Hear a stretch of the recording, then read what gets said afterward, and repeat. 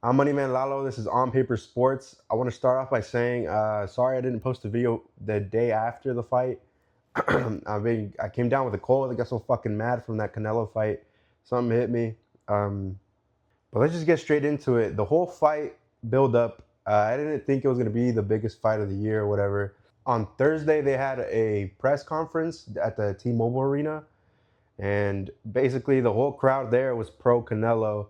Maybe like a few hundred seats were filled with Crawford fans. They were pretty fucking loud though. Everything was great from the build up to the weigh-ins the next day. Like the arena was filled to capacity basically. It was almost like a hockey game. I've been there for hockey games. The energy was great too from all the Mexicans. I mean, it was loud from beginning to end basically. People cheering on their fighter. Something that surprised me in the press conference and in the weigh-ins, the build-up, was the cheers Fernando Vargas got during those times.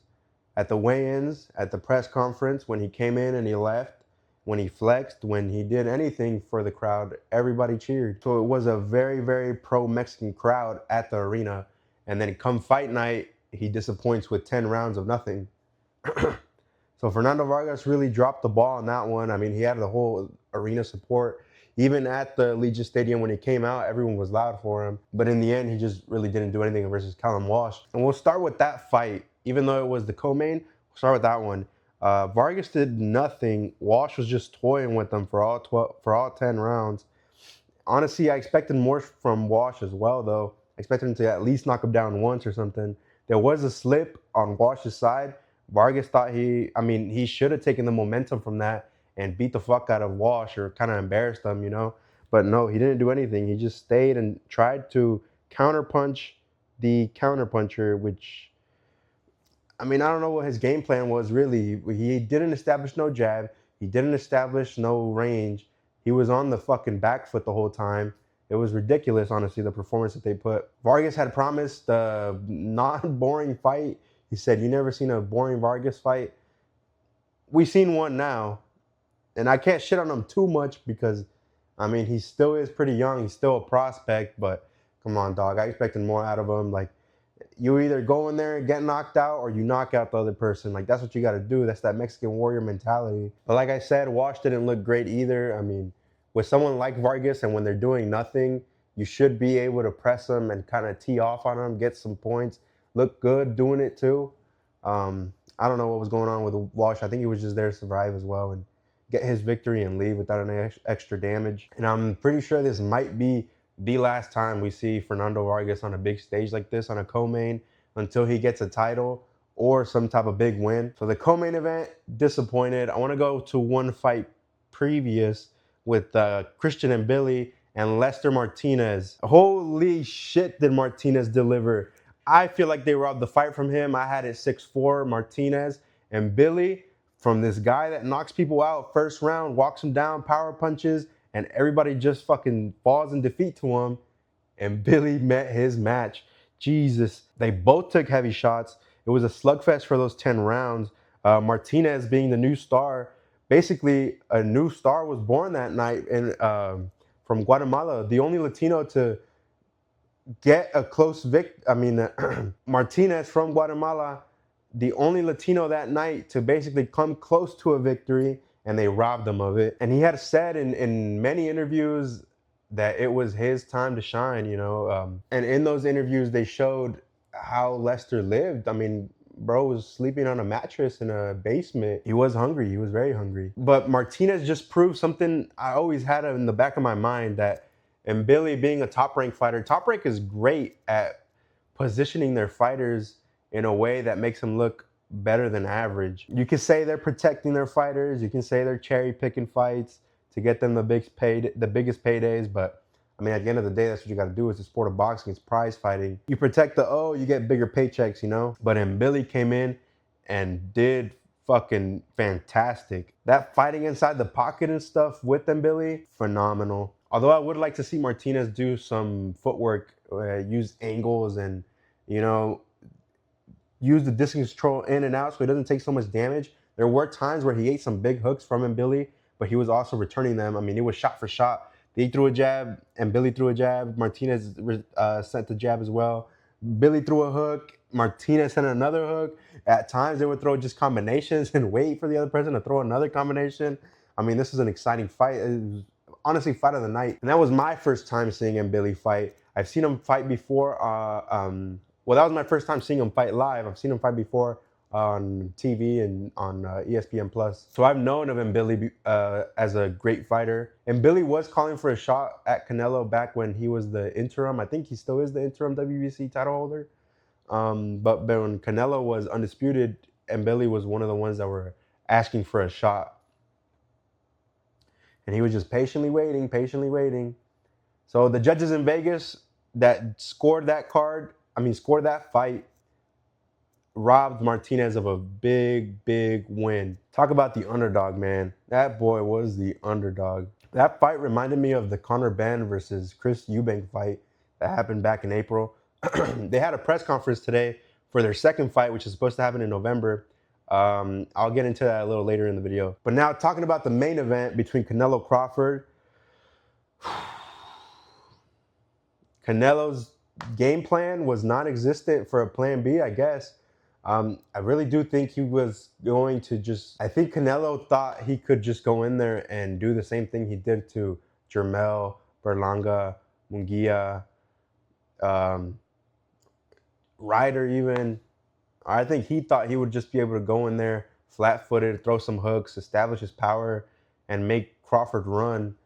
But obviously we've seen that wasn't the case. Crawford had angles, Crawford had combinations, Crawford had jabs, the reach advantage. I thought Crawford was the smaller man coming into this fight, but the reach was just so much longer for Crawford.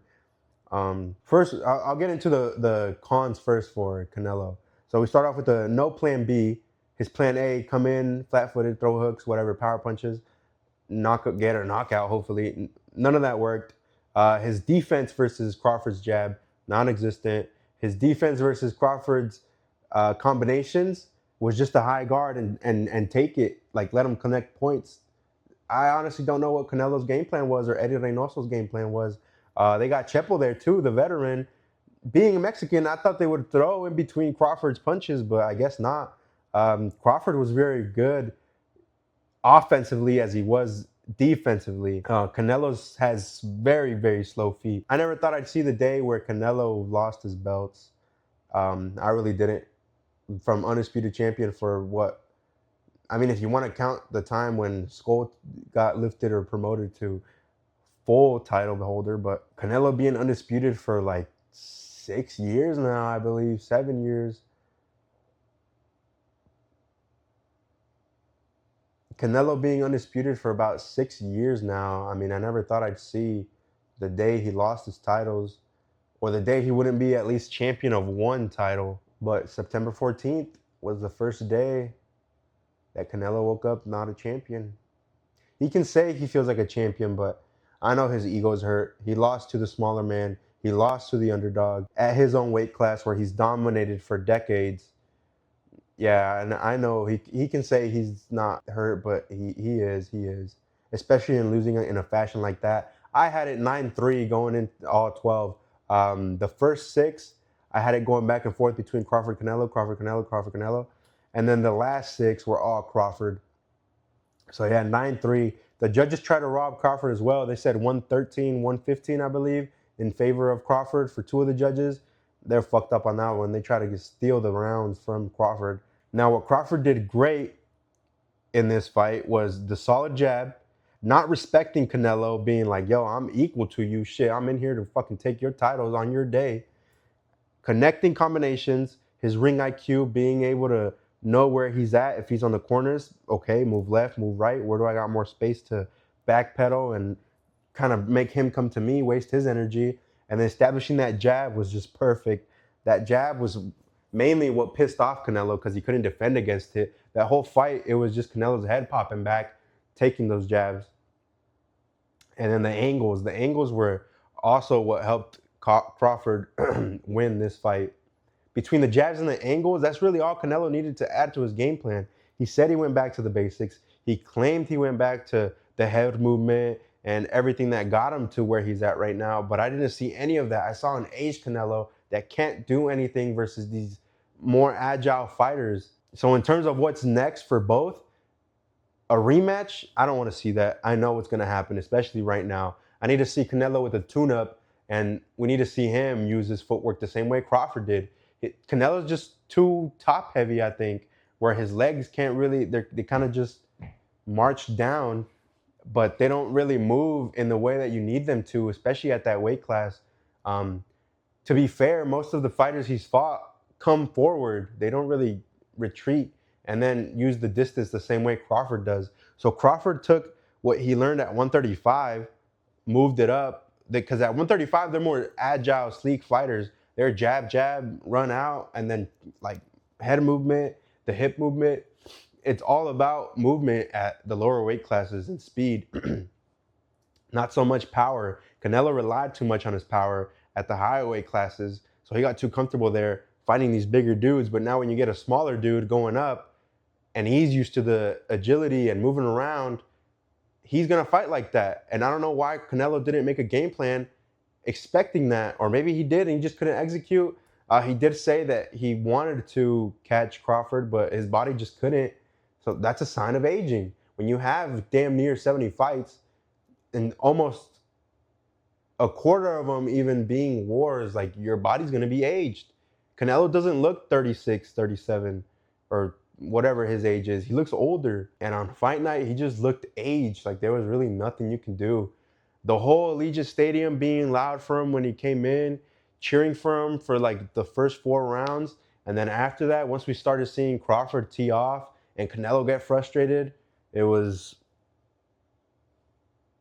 from anybody. The Crawford fans were loud. Shout out to them. They enjoyed the show.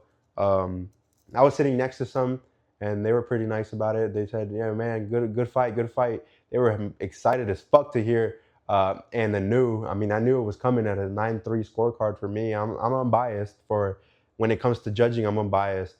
Um, but yeah, shout out to Crawford. And congrats to the new undisputed super middleweight champion. So they made history 2 times with a sold-out show in Allegiant Stadium.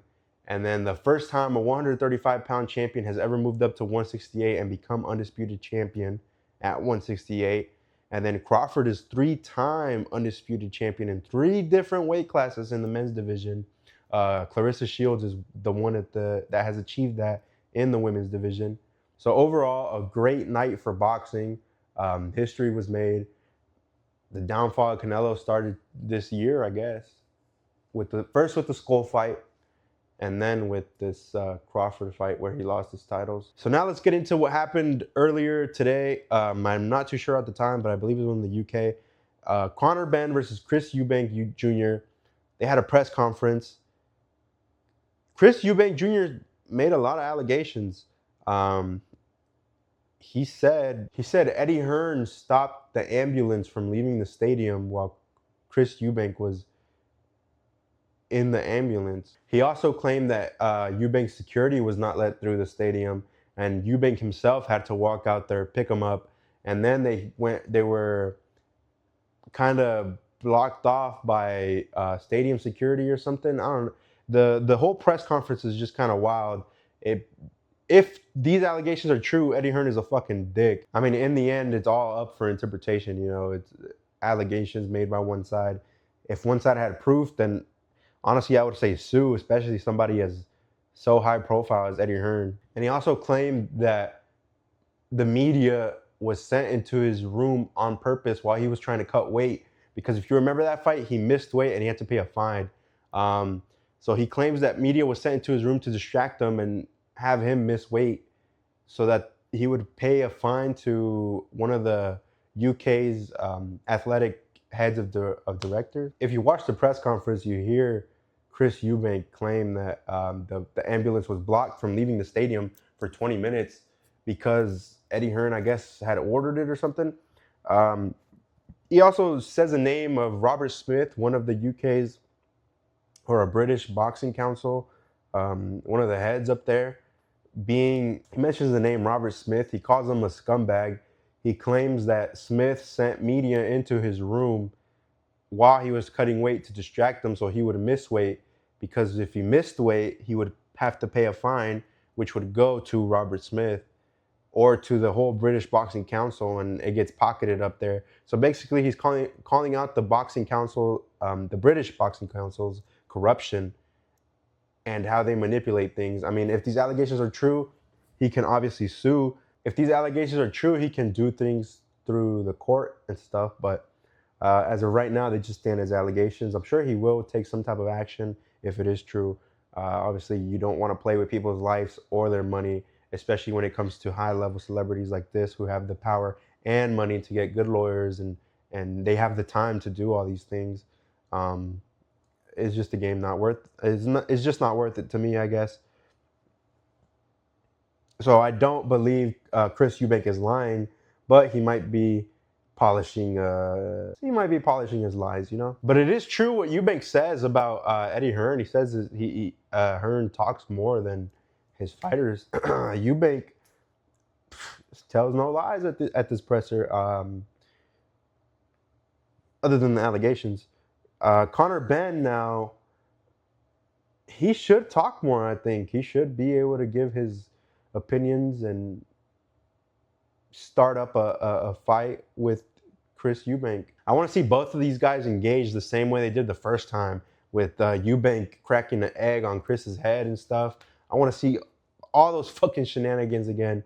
I mean, it makes for an entertaining fight. It makes for an even bigger build-up. The pay-per-view being $20, I believe, at the time. I paid that shit no problem. I wanted to see these two slug it out, and slug it out they did. Whether you had Eubank win on top or Ben on top, you're going to get a rematch, bro. At this point, it don't really matter. And Chris Eubank Jr. is being trained by Bomac, who trains Terrence Crawford. So I'm sorry, Conor Benn.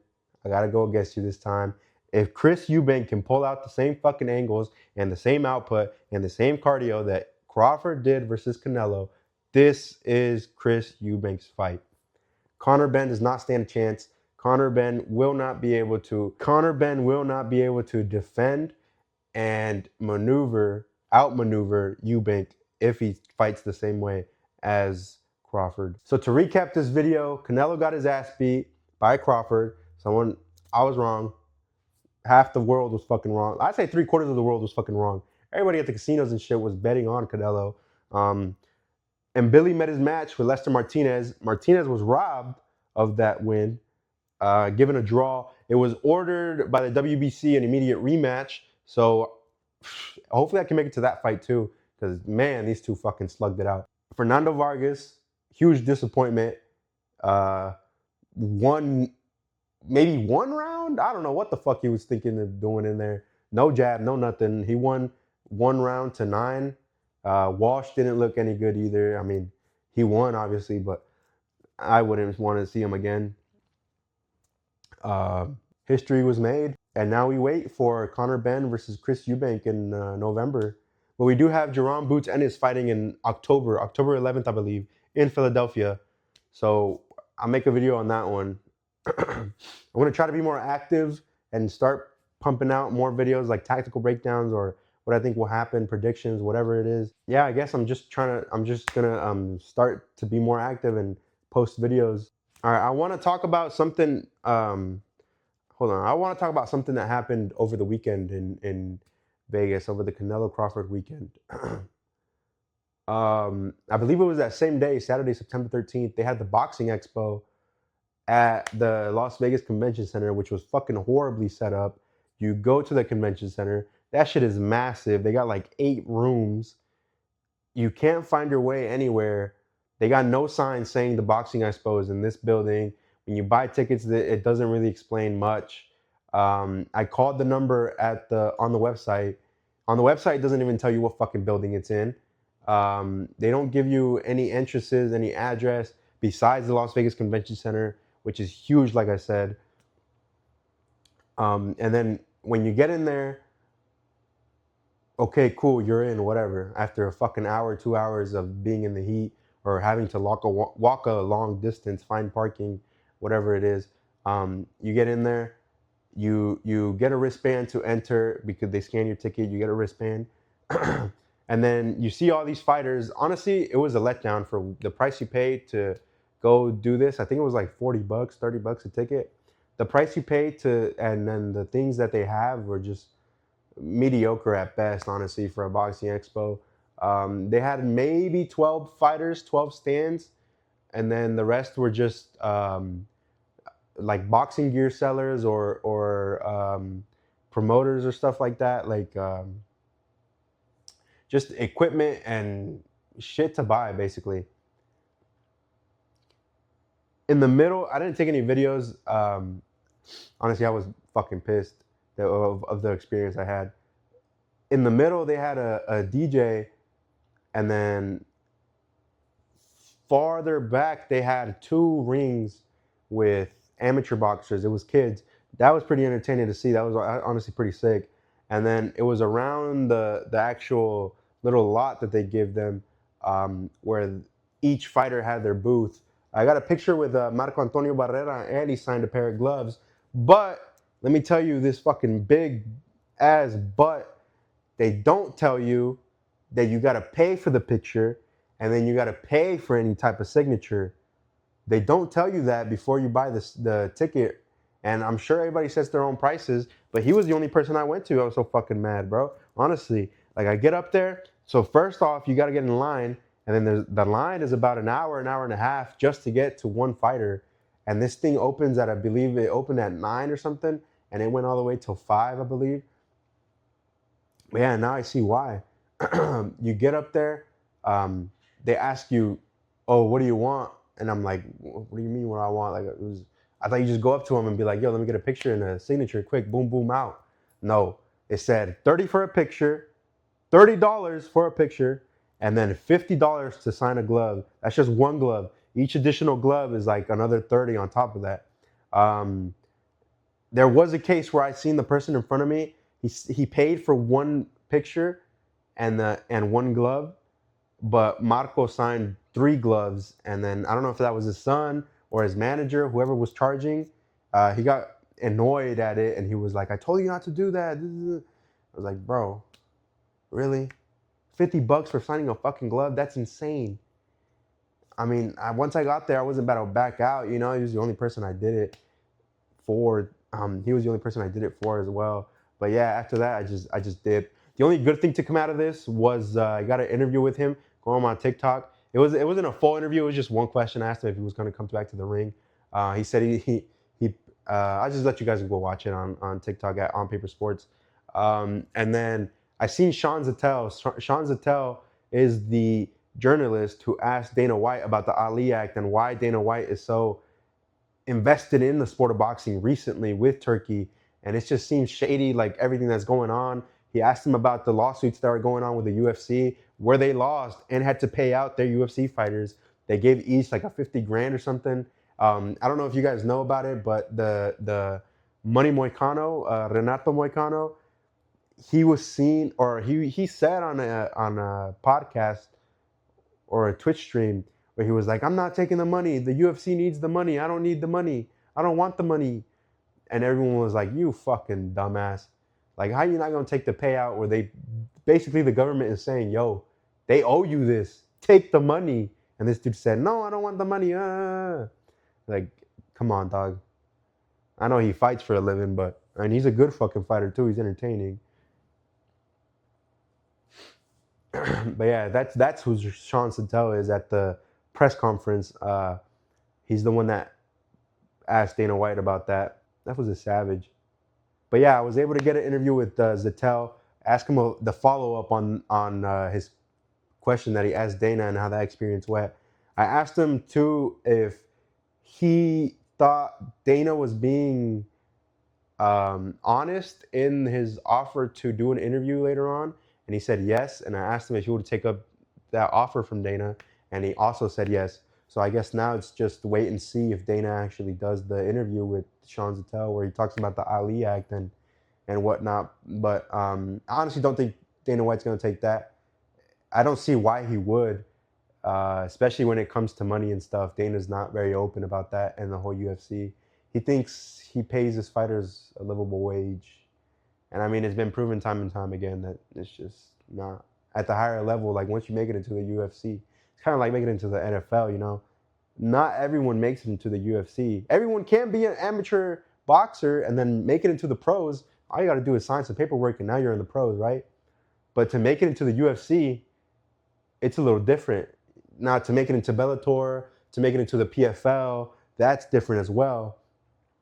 But to make it into the UFC, you kind of got to be the top at least 25% of MMA fighters. And this dude's not paying them what they're worth, basically. At least in my opinion, he's not paying them what they're worth. The Ali Act only extends to boxing. It doesn't extend into MMA. So the promoters and stuff can kind of, I don't want to say steal, because these fighters sign the contract. Even with lawyers and stuff, they sign the contract. So it's just up to, really it comes down to literacy skills and how far and how educated you are on reading contracts and stuff. I'm sure I would get bamboozled as well too, signing one of these.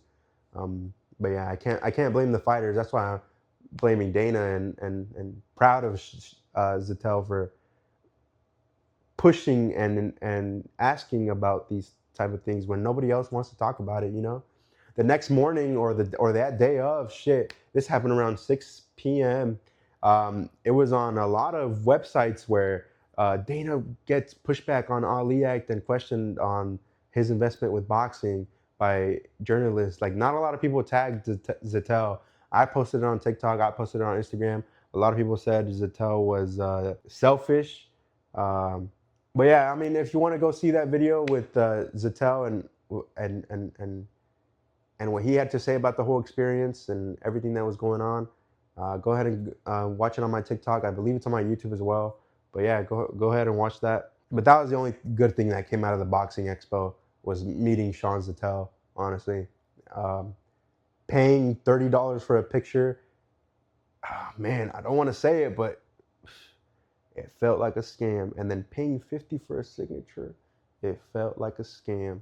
I mean, I know no one's forcing you to do it, no one's holding a gun to your head, but when you pay $40 with the promise of meeting all these people, it doesn't say anywhere that you will be paying to meet them.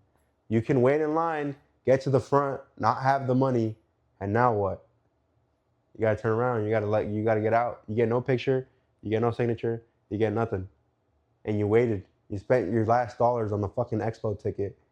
So it's just very shady business that was going on there. Honestly, it'd be my last time going to the expo, unless they explicitly set some rules of like $10, even $20 a picture would have been better than 30, and then 50 for a signature. So overall, it was $80 for a picture and a signature. I don't know, bro. That just left a sour taste in my mouth. That was a bigger disappointment than Canelo losing the fight, actually. But that's all I got to say. Stay tuned for the next one.